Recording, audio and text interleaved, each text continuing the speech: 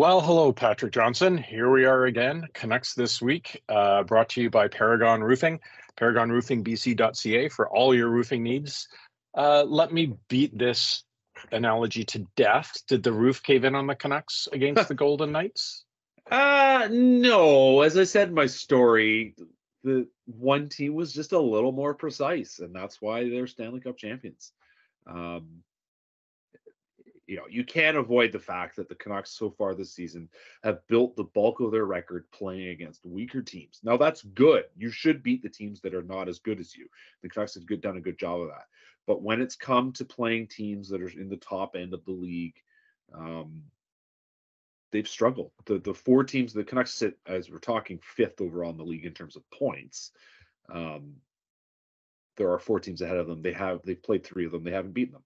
There are, of the sort of top 10 teams, they played six of them. They've won twice.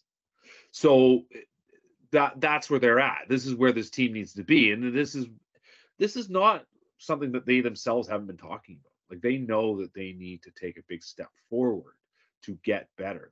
They believe they're building something. The early stages, the early steps so far have been positive. There's no getting away from that. But the truth is, they have shown themselves wanting against the best opposition. The roof hasn't been caved in, but you can't catch up to teams like that. Vegas has lost one time this season when they've scored first, and we saw why last night. They take a lead and they hold on to it. They don't let it go. They don't give you any space. They don't make any mistakes. The Canucks don't need Paragon Roofing yet. It is interesting, though, Patrick. The best team in the Western Conference, the LA Kings, by winning percentage. They played four less games than the Canucks. Yeah. 2 points behind them still.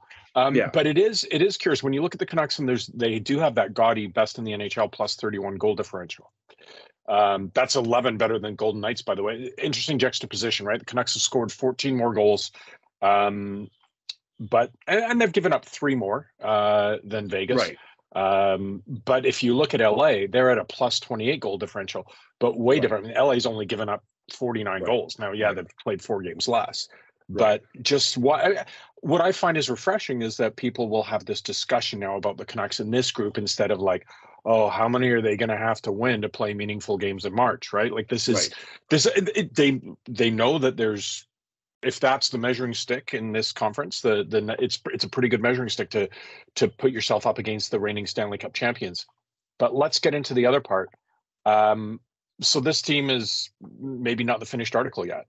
We saw a couple of moves this week, which I would describe as incredibly deft, creating cap space, and then really not giving up very much to bring in a guy that they coveted. Now, whether or not he's a successor, I don't know. But he seems to tick those boxes. Big physical defenseman, another guy that they want, seems to fit into a mold. When you look at the size of some of the guys that they have now, it's clear this team wanted to be heavier to compete. I mean, and that's certainly been one of Vegas's calling cards over their last 3-4 years, is that they were a team with skill that had speed, but also were very physical. So how does this trade change the makeup for the Canucks? How many more moves do you think they would like to make, or do you think this was the big chip that they wanted for how they'll mold the team the rest of the season? Well, just on that first question, I mean, there's still cap space for them if they were going to sign Ethan Bear, and I still think there's a good chance that happens. In the end, you can't have too many defensemen, and adding Bear would give them essentially 7 guys that you could see regularly in the lineup. So they'll have some positional flexibility. They'll be able to manage their way through injuries. They could really start considering load management. Zadorov is a player I think that Rick Tocchet has liked for a while. Certainly the style of player, as he acknowledged last night when I asked him about it, but certainly the style. But I have a feeling that he looks at what's successful. He looks at Vegas, how Vegas plays. I mean, when he was still just a broadcaster, he wasn't working for the Canucks yet. He lived in Vegas. He saw the Golden Knights a lot. He saw their defense up close. This is a guy who thinks a lot about hockey and lived in Vegas, hey? Yeah, shocking. What are the odds of that? But he thinks a lot about the game and how it works. It's very clear from the discussions we have, both in scrums and then when when the scrums break up, like there's a lot of interesting discussions he's happy to have, even as people sort of linger and before he goes back to his office. He really enjoys talking hockey and sort of sharing his thoughts on it. And so the impression you have is that, yeah, he likes, I mean, he said it openly, but he likes defensemen like Zadorov, but I think this is a player he's liked for a while. So this is a big get for this team. But I don't think they're done. Like I said, I think there's probably, I believe there's still interest in Bear. You look up front, I mean, it's obvious that they'll have to find a way to make it happen, but I think they would still like to add another forward. A forward that could skate on the Miller line, whether that's, as some people are suggesting, that's a center and you move Miller to the wing, or you add a player who will add a bit more of a two-way dimension, and maybe a bit more of a finishing dimension, but certainly a guy that plays the same role that Phil DiGiuseppe plays, but is simply a better player. I think those are still on their priority list, because I think they look at where things are at now. You're right. You've mentioned that LA is the quiet story that I think is going to soon become a very loud story, just because of the fact they will suddenly rocket up to the top of the division just with how they're playing. Like it is not a mistake how much success they've had. They have played very, very well this season. I've watched them a few times, and they're a strong, aggressive team, very much in the style of Vegas and the style the Canucks are trying to build towards. And if you're going to compete with that team, even with Vegas, who despite being tired 4 games in 6 nights, look pretty solid, pretty impressive, pretty disciplined in how they played. The Canucks need to add, and then so I fully expect that they're going to keep trying to make things happen. So if we look at the conference a little bit, I know, I don't think anyone expected when the Canucks had drawn even with the Golden Knights and they had 3 guys atop the scoring lead, one of them a defenseman, that was going to stick for the whole season. And I know there's been some talk about maybe perhaps a Pettersson injury, but really, if the team is in this good a shape when it's maybe gone through a little bit of a lull, is that a good sign to you, or are you worried that sort of some of the results that we've seen and some of the guys slowing down a little bit is something that could bleed later into the season? Well, the challenge now in front of them is the difficulty of the schedule in front of them. And they've played they went through November basically playing every other day. They played 15 games, and they basically have a similar schedule up until now, until Christmas. And although most of them are at home.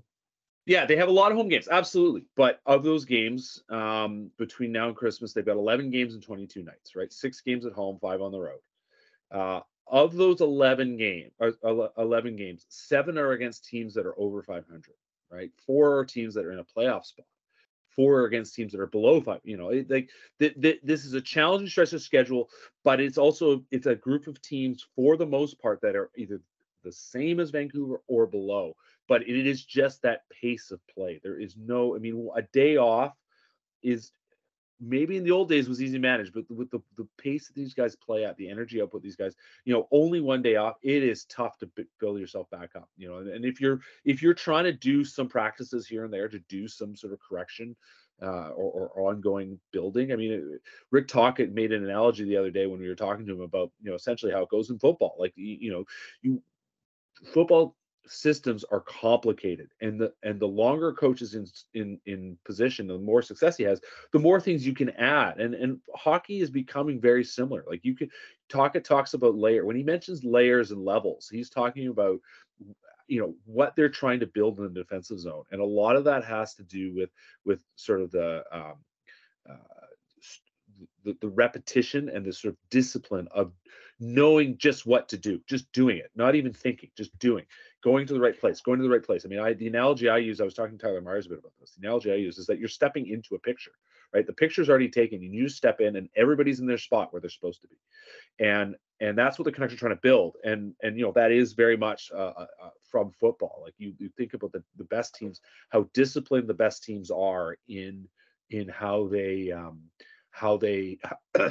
how they run all their plays, right? And that is where this hockey team is trying to get. And so that's why you try to practice. But when you're playing all these games, it's hard to keep building that. You can review video, but you need to actually have some reps before you play the game. So it is a challenging stretch. and what we saw on Thursday, it was not promising. But you go back to Tuesday, and there's enough in there. You look at the win last Friday in Seattle, but then there was the loss in San Jose, right? Like there's the Canucks are going to hit bumps in here. There's a lot of good things to say that they're probably going to get through this.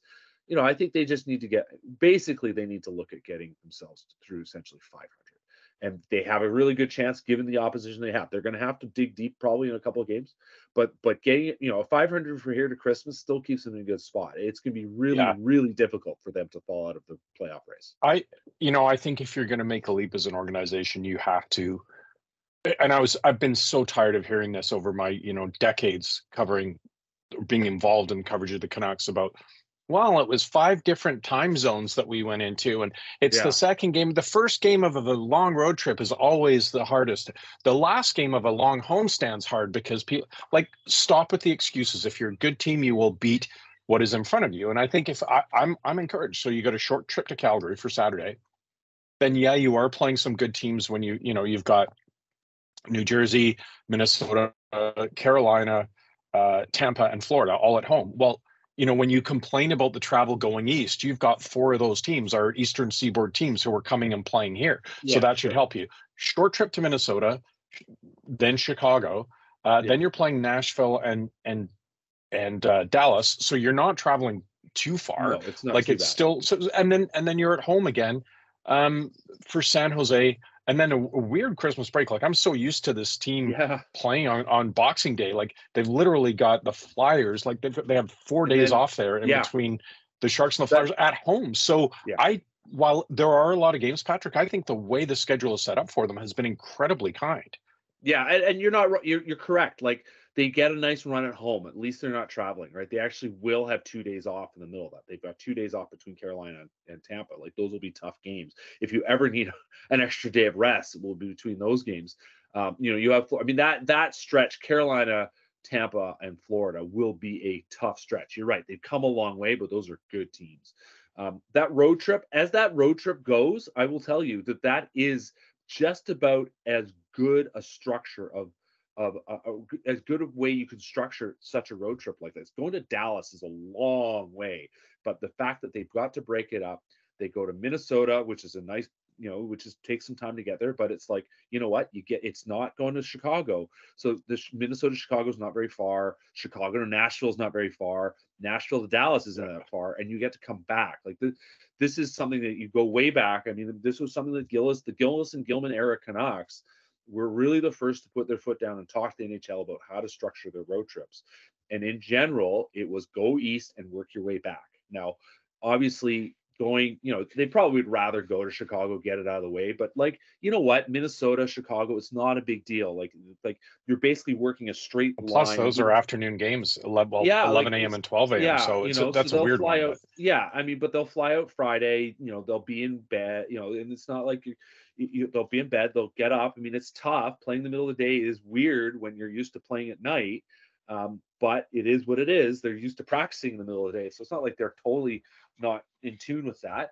And then they'll play the next day. Less than a 24-hour turnaround is less than ideal, but it's at least they're not going. They'll be on the plane for an hour and they'll be in bed before midnight. It's not going to be that tough. It could be a lot worse. And then Nashville is is an hour flight from Chicago. Nashville to Dallas is an hour. It's none of these are arduous. And you're right. And then they come home and it's that last game. San Jose probably traveling for Christmas. And then to me that break, and this is what I really want to highlight once that break after Christmas is going to do massive wonders for this team. For you and them. For everybody. But in terms of rest, and then honestly, the pace slows down. They get through January. They have the break for the All-Star game. They have their bye week, so they actually get a bunch of time there. They get to recuperate. There's a long-standing truth, and I've written about this many times, but injuries increase after Game 65, and the fact that Canucks have all these breaks now between basically then Game 65, February is not as busy.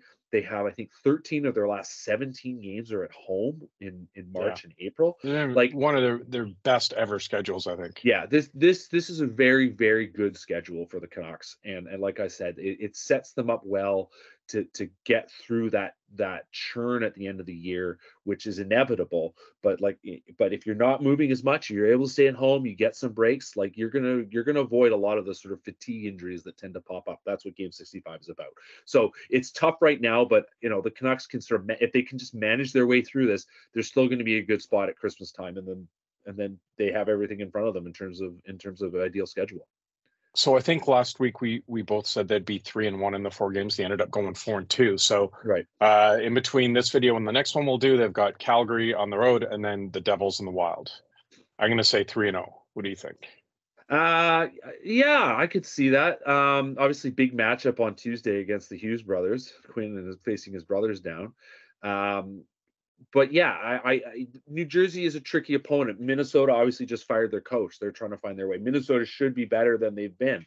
I would say those two, the second of the two of the 3 games are the tough games. Calgary is totally reeling. Obviously, have just traded their biggest, toughest defenseman, and we'll see him hopefully in Calgary. Well, that's it. Like I have no reason to think he won't play tomorrow. I mean, they've been playing. Well, didn't the GM tell you?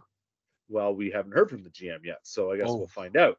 But the coach is excited about him. The coach is a big fan of his, and they've been playing a righty on the left side. Like they will get him in the lineup, and he will be. I mean, perhaps he'll be able to do Twin Towers. Maybe he'll be Tyler Myers' defense partner. I mean, that would be absolutely hilarious to see the two of them. Myers talked a bit about this on Thursday night. They broke into the league together basically in Buffalo way back when.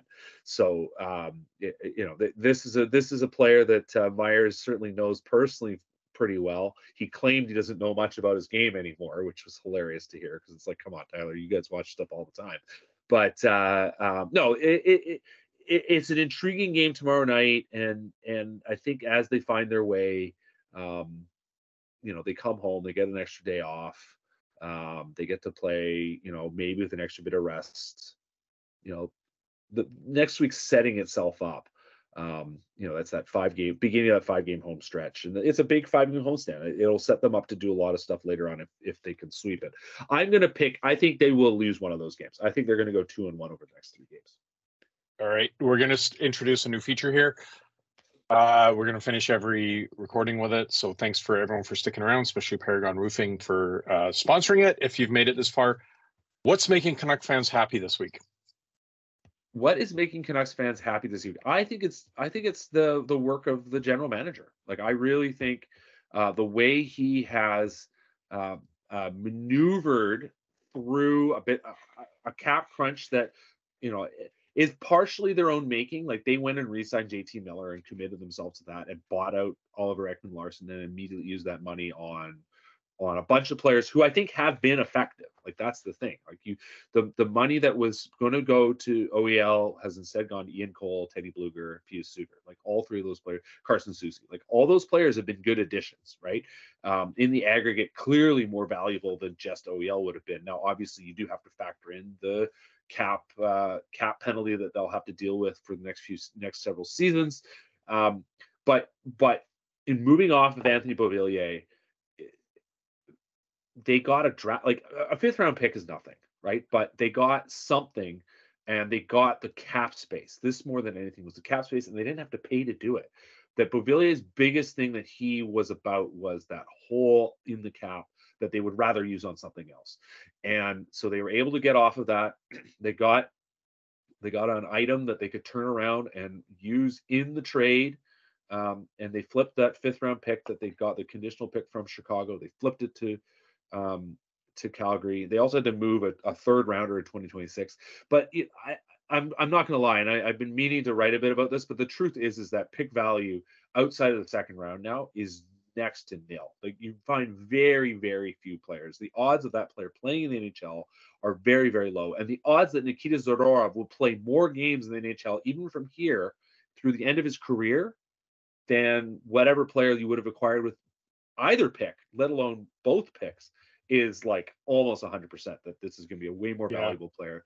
I agree with you. Mid late round picks are like cap space is the new mid-round pick, right? It used to be that you could find gems, diamonds in the rough, but everybody is finding those diamonds in the rough, and they're picking them in the second round now.